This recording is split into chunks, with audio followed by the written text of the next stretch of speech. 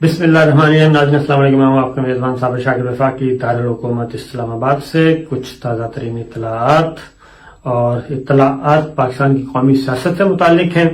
بہت ہی اچھی خبریں آ رہی ہیں جی، کیونکہ اگلے 24 گھنٹے پاکستان کے لیے بہت ہی اہم ترین ہیں، اور وہ 24 گھنٹے شروع ہوں گے کل پولنگ ڈے سے، یعنی کہ جیسے ہی پولنگ شروع ہوگی شام 5 بجے تک، اور اس کے بعد پھر اگلا فیز ہوگا ووٹوں کی گنتی اور نتائج کا حصول، اور نتائج کو جب اعلان کیا جائے گا. اب تک جو نقصان ہو رہا ہے وہ ہو رہا ہے پاکستان مسلم لیگ نواز کو. اس کے 2 ووٹ مزید کم ہو گئے ہیں، یعنی جب نفسا نفسی کا عالم ہے، ایک ووٹ امپورٹنٹ ہے، لیکن اس کے 2 ووٹ کم ہو گئے ہیں. ایک تو فیصل نیازی صاحب پاکستان مسلم لیگ نواز MP ہے، انہوں نے استعفیٰ دے دیا، اور استعفیٰ دے کے وہ شامل ہو گئے پاکستان تحریک انصاف میں. اسپیکر صوبائی اسمبلی پنجاب چودھری پرویز رائی صاحب نے ان کا استعفیٰ منظور کر لیا.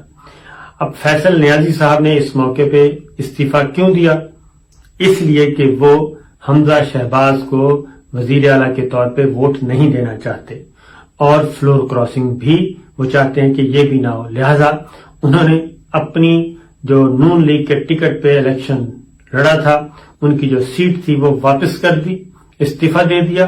اب وہ نیا الیکشن لڑیں گے تاکہ فلور کراسنگ کا قانون بھی ان پہ لاگو نہ ہو اور وہ لوٹا بھی نہ بن سکیں.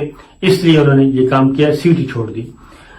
ایک جعلی ڈگری کی بنیاد پہ ایک MP ان کا ڈسکوالیفائی ہو گیا، تو یہ 2 ووٹ مسلم لیگ نواز کے 2 ووٹ مزید کم ہو گئے ہیں، جبکہ اس وقت ایک ووٹ کی قیمت جو ہے وہ 100 ووٹ کے برابر ہے، قدر و قیمت.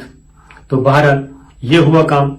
اب اس کے علاوہ کچھ اور لوگ ہیں مسلم لیگ نواز کے MPs. یہ بات آپ کو بتا رہا ہوں کہ مسلم لیگ نواز کے کچھ MPs ہیں، 3 MPs ایسے ہیں جو کہ استعفیٰ دینا چاہ رہے ہیں، اور وہ استعفیٰ دینے کا فیصلہ دیں گے 17 جولائی کے الیکشن کے بعد. 17 جولائی کے الیکشن کے بعد 3 MPA اور استعفیٰ دے سکتے ہیں مسلم لیگ نواز کے، اور اپنے آپ کو اس دور سے کر لیں گے باہر. اس کی ریزن یہ ہے کہ اگر 17 جولائی کے الیکشن جیسا کہ گراؤنڈ ریئلٹی ہے، زمینی حقائق ہیں، اور تمام اس وقت پولیٹیکل پلیئر اور پولیٹیکل پنڈت سمجھ رہے ہیں کہ یہ الیکشن پاکستان تحریک انصاف کا ہے، تو 17 کے بعد یہ اگلا سین بھی ہوگا اور ان کے ووٹ مزید کم ہونے کا خطرہ ہے. اور اگر اس پہ جھرلو پھیرا گیا اور جھرلو پھیر کر اس ضمنی نتائج کو یکسر تبدیل کرنے کی کوشش کی گئی، تو یہ ذہن میں رکھیے گا کہ یہ نتائج کوئی بھی تسلیم نہیں کرے گا، اور ایک نیا دنگا فساد شروع ہو جائے گا، اور ساری کی ساری جو انگلیاں ہیں وہ جائیں گی نیوٹرل کی طرف. اس کی وجہ یہ ہے کہ میں آپ کو خبر پہلے بھی دے چکا ہوں، اور اس وقت بھی ایک سنگلاخ وادیوں میں ٹھنڈے موسم میں کچھ اعلیٰ دماغ جمع ہوئے، کچھ ذہین دماغ جمع ہوئے، اور ایک جو گروپ تھا اس کی بات پہلے سن لیں. سنگلاخ چٹانے، ٹھنڈا موسم، اور دارالحکومت سے دور، اور الیکٹرانک میڈیا سے دور، ڈیجیٹل میڈیا سے دور. تو وہاں پہ کچھ اذہان جمع ہوئے جی، اعلیٰ دماغ ذہین لوگ، اور انہوں نے ساری سچویشن پہ غور کیا کہ کیا ہو رہا ہے، کیونکہ صورتحال بگڑ چکی ہے، رجیم چینج آپریشن ناکام ہو چکا ہے، اور جو نتائج ہم نے سوچے تھے وہ نتائج نہیں نکلے. یہ میں وہ باتیں بتا رہا ہوں جو کہ ہوئیں. رجیم چینج آپریشن ناکام ہو گیا، اور ہمارے اندازے غلط ثابت ہوئے. جو کچھ ہم نے اندازے لگائے یا جو کچھ ہمیں بتایا گیا وہ درست ثابت نہیں ہوا، اور عمران خان صاحب پہلے سے کہیں زیادہ مقبول ہو چکے ہیں، بلکہ مقبول ترین پاپولر لیڈر بن چکے ہیں. کیرزمیٹک لیڈرشپ کہنا چاہیے کہ کرشمہ ساز قیادت کا درجہ ان کو حاصل ہو چکا ہے. لوگ ان کی طرف لپک رہے ہیں، لوگ ان کو سن رہے ہیں، لوگ ان کی بات غور سے سنتے ہیں، اور لوگ جو ہے لوگوں کو وہ اٹریکٹ کر رہے ہیں. یہ وہاں پہ گفتگو ہوئی، تو اس لیے جی پھر ان لوگوں کو بھی کوسا گیا جن لوگوں کی رپورٹس کی بنیاد پہ یہ رجیم چینج آپریشن کیا گیا اور عمران خان صاحب کو ہٹایا گیا. پھر ایک اور بات بھی آئی کہ یہ تو تھے پہلے تو رپورٹس ڈسکس ہوئی کہ ہوا کیا ہے. یہ ساری چیز ہونے کے بعد جو تھے ہاکس، جو شکرے کہلاتے ہیں، جو شکر جو جن کی پالیسی ہوتی ہے بس نہیں، جو ہو گیا وہ ہو گیا، ہم نے ہر صورت میں اپنے نتائج حاصل کرنے ہیں، ان کی ایسی کی تیسی، اس طرح کی باتیں، تو بس ہم اپنے مقصد کی طرف، اپنے ہدف کی طرف بڑھیں گے اور وہ اچیو کریں گے، اور یہ ہر صورت میں اچیو کرنا ہے. یہ بات ہوئی. عمران خان صاحب کو بہت زوم ہے عوامی لیڈر ہونے کا، تو عوامی لیڈر ہم نے پہلے بھی بہت دیکھے ہیں. ذوالفقار علی بھٹو صاحب کو اس سے زیادہ زوم تھا، نواز شریف صاحب کو زوم تھا، محترمہ بے نظیر بھٹو کو زوم تھا. تو کوئی مسئلہ نہیں ہے، یہ زوم ان کا بھی ختم کر دیں گے. یہ بھی وہاں پہ جو دانشور تھے بیٹھے تھے، ان کی یہ گفتگو ہوئی اور اس طرح کے بہرحال یہ ساری چیزیں. تو اب پھر بات یہ ہے کہ پھر یہ ہوا کہ اس 17 تاریخ کو نکلنے کا طریقہ کیا ہے. تو جو سخت گیر لوگ تھے انہوں نے کہا کہ جناب طریقہ کیا ہونا ہے، بس آپ جو ہے وہی ہونا چاہیے، کیونکہ یہ ایک اصول ہے، ایک روایت چلی آ رہی ہے کہ ضمنی الیکشن ہمیشہ حکومت جیتتی ہے، اور ری الیکشن بھی اگر حکومت کے حق میں نتائج آ گئے یا لا دیے گئے تو بس ٹھیک ہے، چلتا رہے گا. پھر دوسری رائے آئی کہ جناب یہ نتائج اگر تسلیم نہ کیے تو پھر کیا ہوگا. انہوں نے کہا کہ پھر دیکھیں گے کیا ہوگا، لیکن فی الحال آپ اس کو ایسے ہی چلنے دیں، کیونکہ اگر اس موقع پہ ضمنی الیکشن میں خان صاحب جیت جاتے ہیں، پاکستان تحریک انصاف جیت جاتی ہے اور پنجاب میں ان کی حکومت بن جاتی ہے، تو پاکستان تحریک انصاف اور وزیر اعظم عمران خان صاحب جو کہ سابق ہیں وہ تو کنٹرول سے باہر ہو جائیں گے، اور عوامی طاقت جو ہے وہ ان کے ساتھ ہوگی. پہلے ہی ان کا بیانیہ بہت زیادہ بک رہا ہے اور لوگ اس طرف دوڑ رہے ہیں. اور پھر یہ ایک اور آواز اٹھی، وہی آواز اٹھی کہ آخر ہم یہ انڈیویجولز کے فیصلے ہیں، تو اس کا نقصان کس کو ہوگا. اگر عمران خان صاحب نے اور ان کے ساتھ لوگوں نے بھی، جو کہ اب تک لوگ ان کے ساتھ ہیں، اگر انہوں نے کوئی بڑی کال دے دی تو اس صورت میں کیا ہوگا. کیا دوبارہ جو ہے فوج اور رینجرز دوبارہ جائے گی؟ پھر اس پہ بھی غور کیا گیا کہ دوبارہ جائے گی. کیا فوج اور رینجرز جو ہے وہ ہمارا وزن اٹھا سکتی ہے؟ یہ سارے کے سارے جو معاملات ہیں، کیا فوج اور رینجرز اور قومی سلامتی کے ادارے بطور ادارہ یہ سارا بوجھ اٹھا سکیں گے اتنا زیادہ ملبہ؟ تو اس پہ وہ ڈاؤٹ فل تھے کہ ہو سکتا ہے کہ اس بار یہ وزن نہ اٹھایا جا سکے جیسے کہ 25 مئی کو اٹھایا گیا تھا.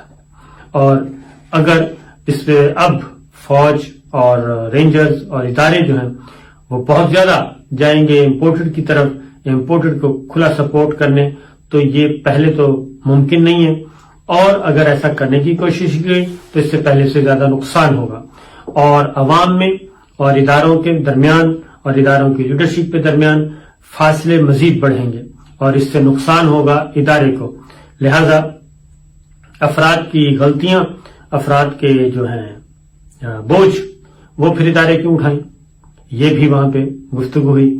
پھر کچھ فردر پلان کیے گئے، اور فردر پلان میں وہ میں انشاءاللہ اگلی ویڈیو میں بتاؤں گا، کیونکہ اس وقت ہم ذرا کرنٹ سچویشن پہ بات کر رہے ہیں. تو آخری اطلاع آنے تک رائے تقسیم تھی، اور کیونکہ جو ہارش لوگ تھے، جو سخت گیر پالیسی تھے، جو کن فیکون کہتے ہیں کہ جی ہونا چاہیے، یہ تو اللہ تعالیٰ کی صفت ہے، اللہ معاف کرے، انسانوں کی صفت ہو نہیں سکتی. اور اگر انسانوں نے جب بھی استعمال کرنے کی کوشش کی تو اس کے نتائج بڑے بھیانک نکلے. اس میں ہمارے سامنے جنرل ایوب خان کی مثال بھی سامنے ہے، اور جنرل پرویز مشرف صاحب کی مثال بھی ہمارے سامنے ہے. یہ جو دو تازہ ترین مثالیں ہیں، اور وہ نہیں کامیاب ہو سکی تھیں. ذوالفقار علی بھٹو صاحب ذہن میں رکھیے گا، 1953-54 کی تحریک ذہن میں رکھیں، اور اس کے بعد 1974 کی تحریک سامنے رکھیں. یہ ساری کی ساری تحریکیں پاکستان میں چلی ہیں جو کہ کامیاب ہوئیں، اور جو کچھ کرنا چاہ رہے تھے طاقتور لوگ وہ نہیں کر پائے تھے.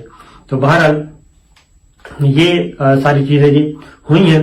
تو پھر ساتھ ساتھ جو گورنمنٹ کیا کر رہی ہے، گورنمنٹ ایک اور ایکسرسائز کر رہی ہے، اور گورنمنٹ بھی مجبور ہے، وہ کبھی ادھر دیکھتی ہے کبھی ادھر دیکھتی ہے کہ کیا اشارہ ملتا ہے، ادھر سے کیا اشارہ ملتا ہے اور ادھر سے کیا اشارہ ملتا ہے.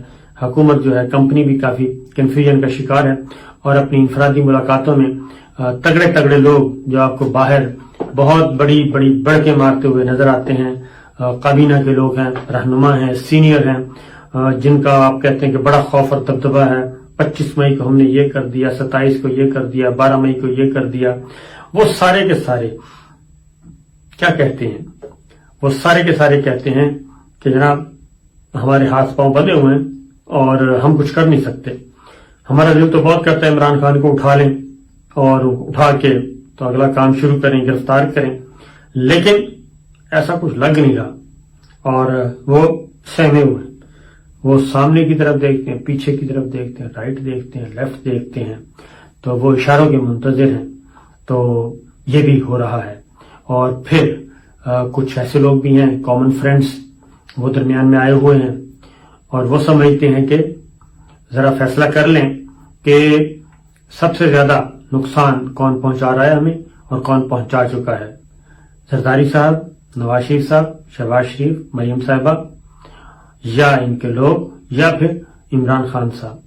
یہ ساری چیزیں انہوں نے کہا کہ ذرا سوچیں سمجھیں اور اگلی نشست پہ ہم دوبارہ جمع ہوں گے اور اس پہ یہ بات کریں گے، کیونکہ پہلے ہی بہت ساری غلطیاں ہو گئیں. ڈرائنگ روم میں بیٹھ کے جو کچھ کیا گیا اور بالا بالا کیا گیا اور ڈرائنگ روم میں ہی سارے فیصلے کر لیے گئے، ڈرائنگ روم میں اور پرائیویٹ رومز میں بیٹھ کے جو فیصلے کیے گئے اور نجی دوروں پہ جو کیے گئے اور کسی کو کانوں کان خبر تک نہیں لگنے دی، اس کے خمیازہ جو ہے ہم سب بھگت رہے ہیں. لہذا جو ریاستی امور کے جو بڑے بڑے فیصلے ہیں وہ اس طریقے سے نہیں ہوتے اور اس پہ سیر حاصل گفتگو کی جاتی ہے، اور جو شورائی نظام ہے اس کو بڑھایا جاتا ہے اور اس کا سرکل بھی بڑا ہوتا ہے جس میں مشاورت کی جاتی ہے. تو یہ جو سارا کچھ ہوا ہے اس میں مشاورت کا سرکل نہ ہونے کے برابر تھا اور بالکل ایک فیک رپورٹس پہ اور فیک اندازوں کے مطابق یہ سب کچھ کیا گیا. اور اس وقت صرف ایک صاحب تھے ایسے جنہوں نے یہ خبردار کیا تھا کہ جناب ایسا مت کرنا، اگر ایسا کریں گے تو عمران خان صاحب کی مقبولیت پہلے سے کہیں زیادہ ہے اور عمران خان صاحب ہمارے لیے مسائل بن کر آئیں گے، اور ایسا نہ کیا جائے. وہ وزیر اعظم ہیں، ان کو مدت پوری کرنے دیں اور وہ اپنے ہی بوجھ تلے تو دب سکتے ہیں. ان کو اگر گرایا گیا تو یہ بے قابو ہو جائیں گے. اور وہ تھے جنرل فیض حمید صاحب. یہ اب سارے مان رہے ہیں کہ جنرل فیض حمید نے یہ بات کہی تھی کہ ایسا نہیں کرنا چاہیے. اس کا مطلب یہ ہوا کہ یہ مسئلہ پہلے بھی کہیں ڈسکس ہوا تھا اور اس کی تردید ابھی تک نہیں آئی کہیں سے بھی. اس لیے یہ خبر بار بار رپورٹ ہو رہی ہے کہ جنرل فیض حمید صاحب نے منع کیا تھا اور وہ اس رائے کے حق میں نہیں تھے، جو کہ ہوا. تو بہرحال یہ ہیں چیزیں، یہ خبریں بیک گراؤنڈ پہ چل رہی ہیں. سوشل میڈیا کو کیسے قابو کرنا ہے، کیونکہ ہر چیز جو ہے یہ قانون اور ضابطے کے مطابق قابو کرنے کی کوشش کی جا رہی ہے. اب تک کی اطلاعات تو یہی ہے کہ حالات قابو میں نہیں ہیں. اجازت دیجیے، اللہ حافظ.